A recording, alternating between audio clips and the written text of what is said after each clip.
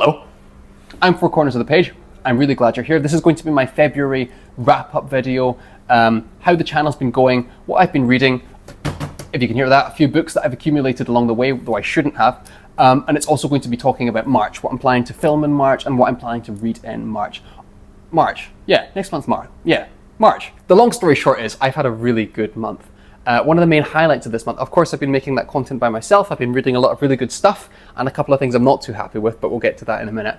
It's just been the talking to people on this channel, both in the collaborative discussions I've been doing, but also in terms of the conversations I've been having in the comments down below. And I know that's such a cliche when you say that, I really want to hear your opinion in the comments. It's really true. I'm having a great time, especially when I'm posting something that's maybe a little bit controversial and I have someone coming in trying to change my mind about it. That is genuinely so much fun.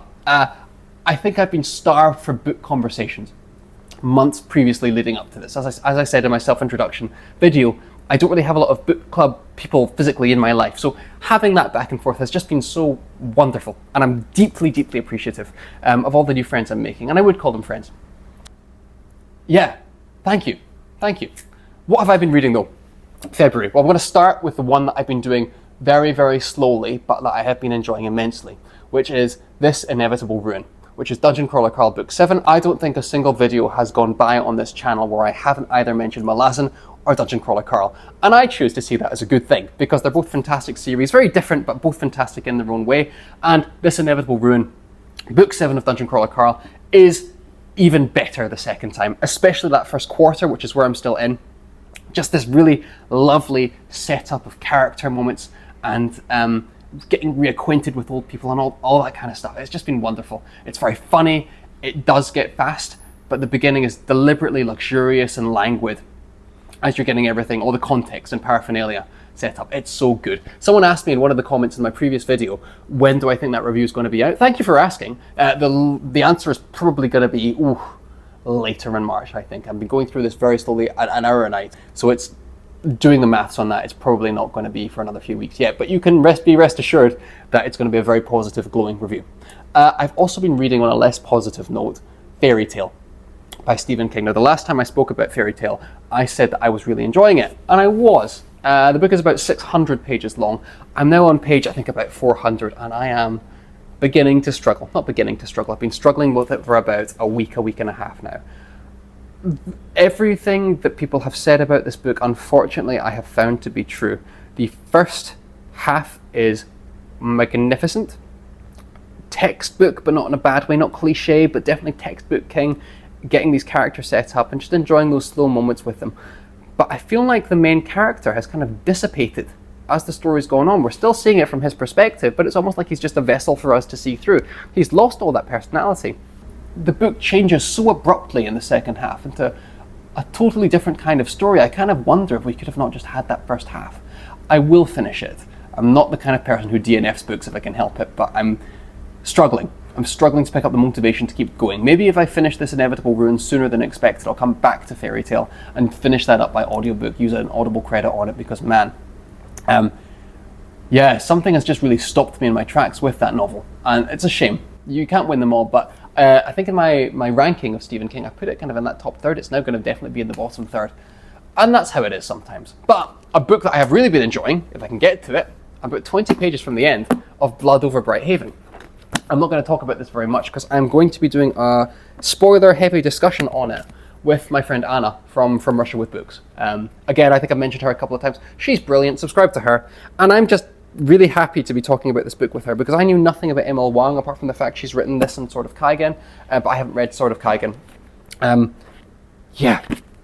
I feel like this is one of these books where the author is playing chess with me and I'm aware that they're winning, but I don't know yet how they're winning. And again, I don't want to talk about it. We will get to it in a spoiler-heavy discussion, but I've had such a wonderful time getting to know M.L. Wang as an author because I never have before. I'm definitely going to be picking up Sword of Kaigen after this because I hear that's even better by most people's reckoning. I've got about 15 pages to go, so unless she somehow catastrophically flubs those last 15 pages, I think this is going to be a 4 or maybe even a 5-star read. What else have I been reading though? I've been reading The Wandering Inn. Again, this is a book that I've spent about a month and a half on. This was one of my first videos I mentioned that I was reading, The Wandering Inn Volume 4. And I'm still on it, but you've got to forgive me because the first book in Volume 4 of The Wandering Inn is 2,000 pages long. I think I'm on page 1,500, 1,600, something like that. I reckon if I sat down for a couple of nights, I would just speed through the rest of this book. And it's not to say I'm not enjoying it. Again, it's that chapter a night kind of a thing, maybe 5,000, 6,000 words a night. My day job has been quite busy of late, so I think Wandering Inn is the thing that's sort of fallen to the wayside there, but it's not really any reason of disliking the novel or anything like that. Really, of all the stuff I'm reading, it's the easiest one just to put down and step away from and say, I don't have time for that right now, but I will be coming back to it. And yeah, one thing that I've been noticing with Volume 4 in particular of The Wandering Inn is that it's basically just a bunch of littler novels kind of stuck together. As we're exploring this world more and more and more, we spend maybe 250 pages with one group of people, 250 pages with another group, and so it feels very easy just to put down and put to one side and say, hey, don't have time, I will get to that very, very shortly. So yeah, Wandering Inn Volume 4 should have that finished within the week, I expect.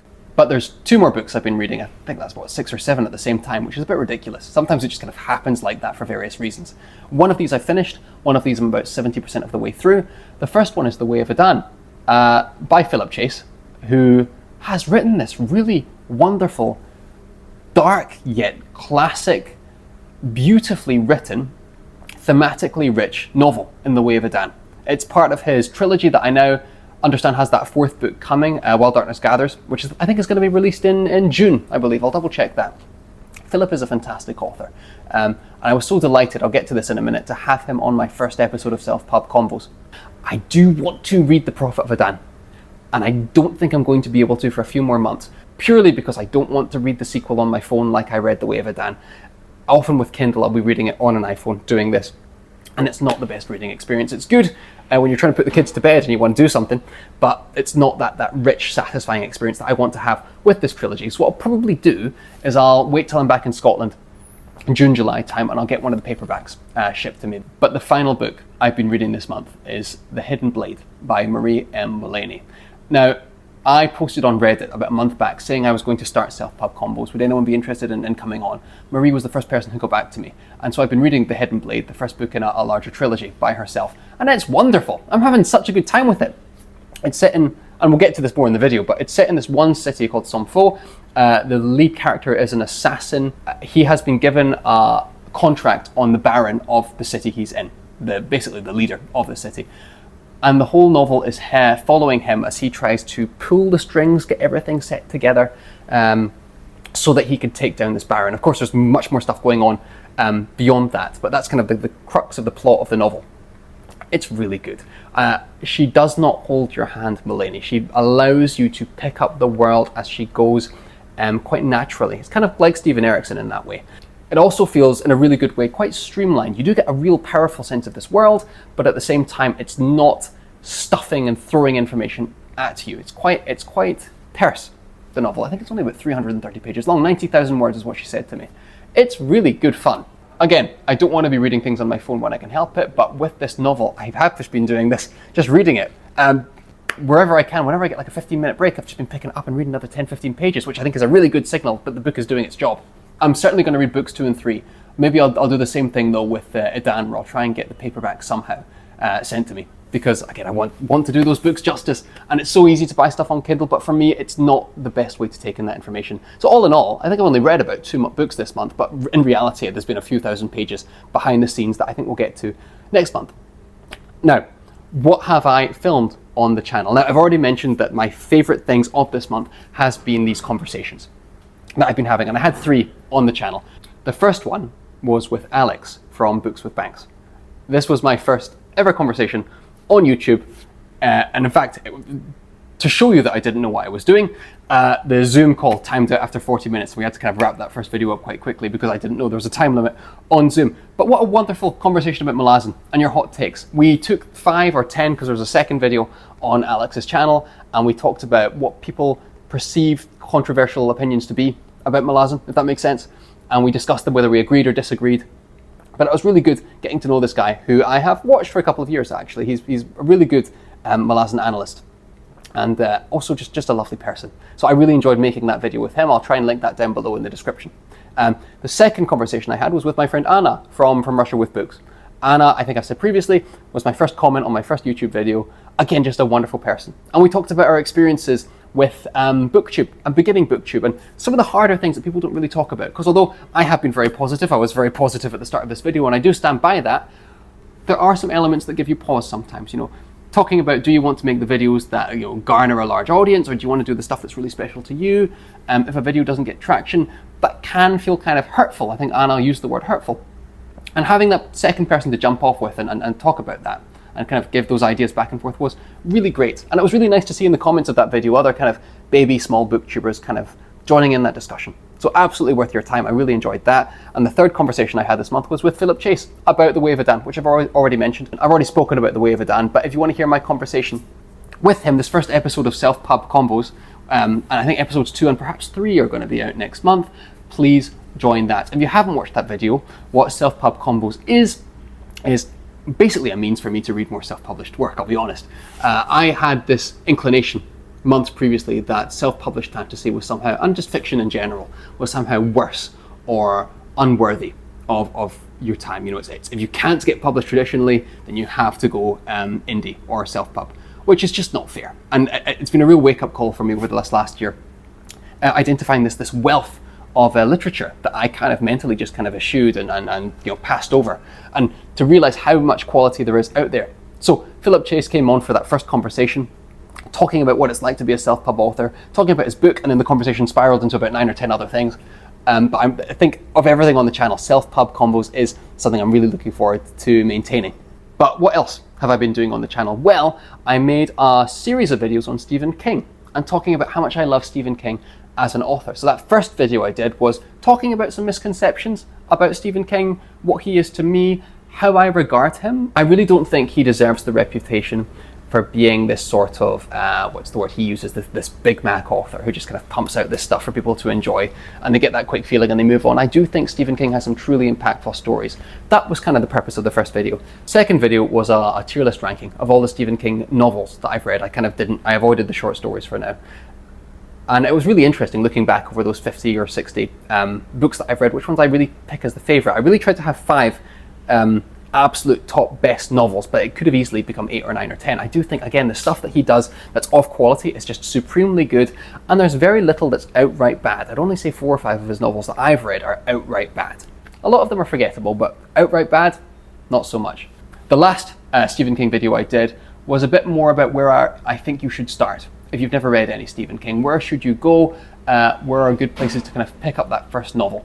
So I said 11/22/63, The Gunslinger, The Long Walk, The Shining, and Revival are all good places to start. And if you want to hear more about that, you can go to that video. The other video I made 2 more. I talked about the 5 novels I won't be discussing on the channel for various different reasons, and you can go to that video if you want to hear about those. And then I also made a video that very low quality, but in some ways the video I was most proud of this month, which is what Malazan means to me.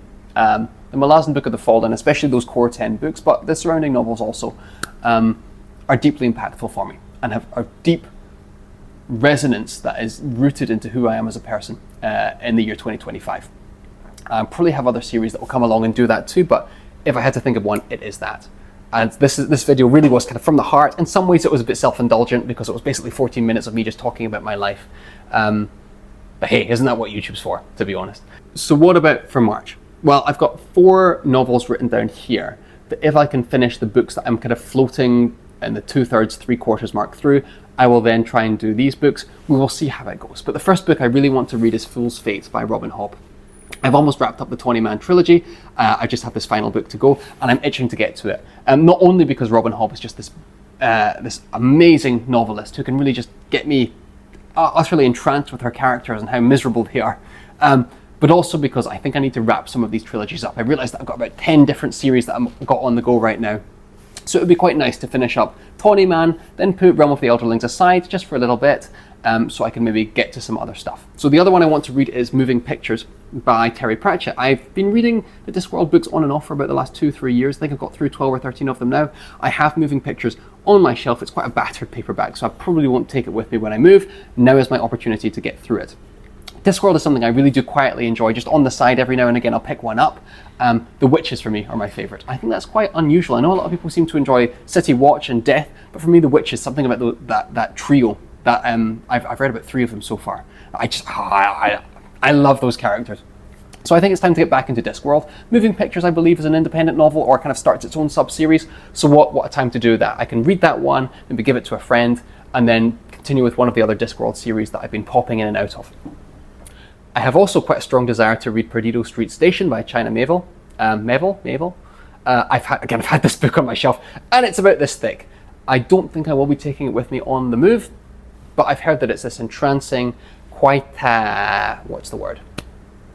dense novel. But I've never read any China Miéville. I've got 3 or 4 of his books kind of kicking around somewhere. Same with Neil Stephenson. I have a lot of his books and I've never read any of them. So I figure now is the time, especially because we're starting Ramadan next month in Kuwait where I live. There'll be a bit more downtime as work begins to slow down. Maybe it's time to really kind of get entranced with China Miéville's works or see if they're for me. The last book that I need to read this month, and I'm really looking forward to, Self-Pub Combos number 3 is going to be with Vaughn Roycroft. He's generously agreed to come on either at the end of this month or maybe the start of April to do Self-Pub Combos 3. I couldn't be happier. I'm seeing his name everywhere. The covers of his books, if the quality of the prose is the same as the covers, then I'm in for a treat. And he has generously agreed to come on at the end of this month. So Vaughn, thank you very much. I'm really looking forward to talking with you, and I'm going to get cracking on your book probably next. Really looking forward to it, mate.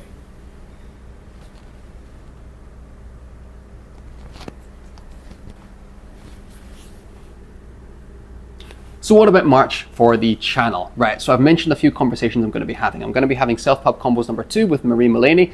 Deeply excited about that. Number 3, if I can squidge it in at the end of this month with Vaughn Roycroft. We haven't agreed on a date, but it's going to be around that time frame. And then I'm also going to be having a conversation with Anna from Russia with Books about Blood Over Bright Haven. That's going to be on her channel most likely, but I'll link to that in a community post when that happens. I am itching to make another Malazan video. I think what I'm going to do though, because I'm still waiting to start this reread a few months from now, is do something a bit smaller. And I thought I would do a video on Goats of Glory, which is the only short story I believe that takes place probably in the Malazan universe. I will explain more in that video if I can get to it, but I thought maybe this month would be a fun opportunity to revisit that story and kind of discuss it on the channel, because a lot of people don't seem to know about Goats of Glory. You know, if you had that Malazan iceberg, Goats of Glory is right at the bottom. No one seems to quite know what it is. Certainly not many people, even Malazan fans, seem to have read it. It's quite difficult to access, so I might do a little video on that if I have time. The other thing I want to do is a couple of reviews. I've already mentioned this Inevitable Ruin. I'll probably be doing a review roundup. All these books that I've kind of finished and not talked about, I'll slap them all together and make a video reviewing all of these books in kind of 4 or 5 minute increments. That's my plan. But the big thing I do want to do this month, if I can, is make one longer extended discussion video. I feel like maybe one thing you could accuse me of or kind of say about the channel, which I'm not very happy with, is a lot of the videos have been quite bite-sized or compartmentalized in terms of content. What I thought it'd be fun to do to challenge myself would be to make a 20, 30, 40 minute video discussing one topic, and maybe not one book, but I don't know, something about, maybe I shouldn't spoil it, but that will probably be coming. I want to try my hand at, if not video essays, just something that is a bit more longer and substantial and takes a little bit more cognitive drive to produce. So look for that in the near future if I have time, asterisk, asterisk, asterisk. The other thing I definitely want to do though is get a bit better with editing. I no longer have to record every video in one take and hope for the best. I can now do some very, very rudimentary, stodgy editing. So I've been getting to grips with that a little bit. It's still, you know, a 4-year-old could outrun me with this in about 2 seconds. But I feel like I'm beginning to pick up a skill there, which is quite lovely to see. But again, just thank you for watching, and thank you for commenting, and thank you for being a part of this small thing that I'm building. It's been a lot of fun, and I'm really looking forward to seeing where it goes. So that is my TBR. I will see you on the next video. Peace.